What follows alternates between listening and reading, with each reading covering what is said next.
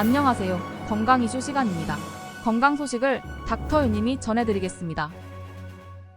2025년 을사년 푸른 뱀의 해가 열렸습니다. 자, 여러분들은 새해가 시작되면 가장 먼저 하시는 게 뭘까요? 세뱃돈이요? 다이어트요? 금연이요? 물론 다 중요합니다만은 많은 분들이 새해가 되면 더 건강하고 싶은 마음으로 준비하는 것이 있습니다. 바로 건강검진입니다. 건강검진. 젊은 분들은 무슨 건강검진을 받아 하는 분들이 많을 텐데요. 실제로 코로나19 이전의 데이터 값을 보면요. 2010년부터 2019년까지 건강검진 수검률이 무려 80%나 증가했다는 사실 알고 계셨나요? 그만큼 우리나라가 2024년 12월부터 초고령화 사회로 진행했다. 즉 대한민국의 노령화가 진행되는 것도 있지만 많은 분들이 건강검진에 대한 관심도 많고 건강증진, 건강할 때 건강을 지키자. 그래서 더 선제적으로 위내시경, 대장내시경, 폐암, 간암, 그리고 자궁경부암, 유방암 등 다양한 건강검진에 대한 관심이 올라가고 있는데요. 그뿐만이 아닙니다. 최근에는 전당뇨, 고혈압 전단계, 이상지질증 전단계 등 만성질환 전단계에서부터 관리하시는 분들이 많이 계시죠. 그렇다면 건강검진 어떻게 받아야지 똑똑하고 현명하게 받는 게 될까요? 보통 건강검진 하면 생각나는 게 암검진입니다. 국가암검진도 유용하고 정말로 여러분 가까이 있지만 나라에서 하는 건강검진은 왠지 믿기 어렵다는 분들이 많아요. 하지만 국가건강검진으로서의 암검진 닥터유가 보증합니다. 아주 유용하고요. 저렴하게 그리고 손쉽게 접근할 수 있습니다.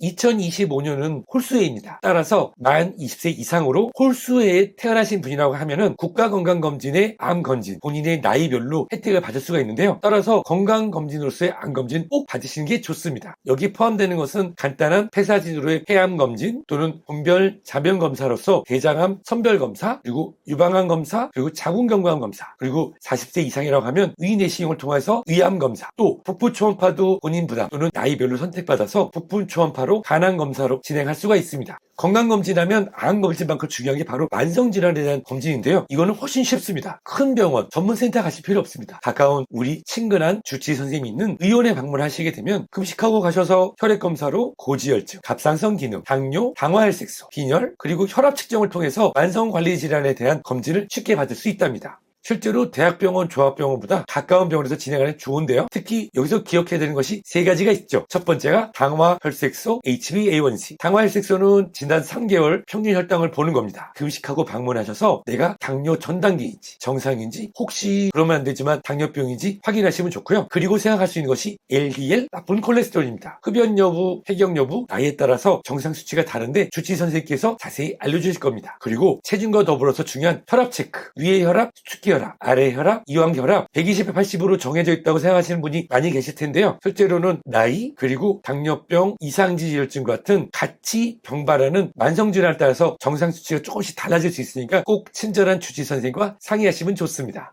그리고 건강검진하면 암과 만성질환뿐만 아니라 감염병 질환에 대한 것도 확인이 필요한데요. 지금은 좀 잦아들었다 하지만 OECD 국가로서 가장 높은 발병률을 가지고 있는 폐결핵 등의 결핵도 우리가 간단한 폐사진으로 확인할 수 있고요. 또 B형간염, C형간염도 혈액검사로 확인할 수 있으니 이런 부분들은 꼭 국가검진으로 감염병에 대한 조기 발견으로 예방할 수도 있을 것 같습니다.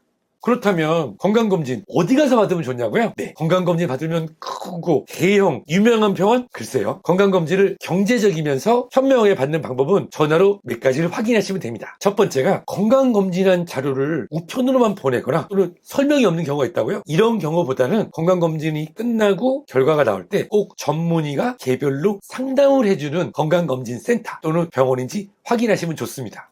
의학적인 설명을 직접 친절히 듣고 결과를 전문의가 확인해줘서 발생한 질환에 대해서 발견된 병에 대해서 연결을 해주거나 치료해줄 수 있는 그런 검진센터 또는 병의원을 추천드립니다. 그리고 내시경을 하거나 또는 특수검사를 하는데 전문의 선생님이 계신지 궁금하다고요? 우리가 건강검진에서의 특수검사를 전문의 선생님이 직접 하시는지 확인할 필요도 있고요. 또 가격이 지나치게 낮은 단체로 덤핑으로 건강검진이 진행되는 곳이라고 하면은 한 번쯤 생각해 보시는 것도 좋을 것 같습니다.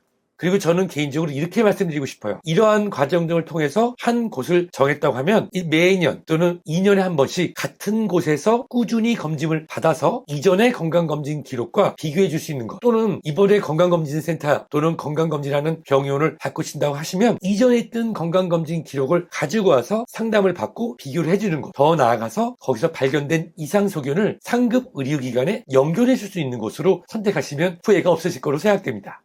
자, 건강검진 날짜가 잡히셨다고요? 그러면 최소 일주일 정도는 금주하시고 무리한 운동하지 마시고 평상시와 비슷한 컨디션을 유지하시고 바로 전날부터는 금식을 유지하시는 게 좋습니다. 이번에 위 내시경이나 대장 내시경이 예약돼 있는 경우라고 하시면은 주치 선생님과 상의를 하셔서 최소 일주일, 3일 전날부터 미역류, 김 또는 수박, 씨앗 그리고 여러 가지 건더기가 있는 식품 등등 이러한 대장 내시경, 위 내시경 전에 주의해야 될 사항을 지키면 좋겠습니다.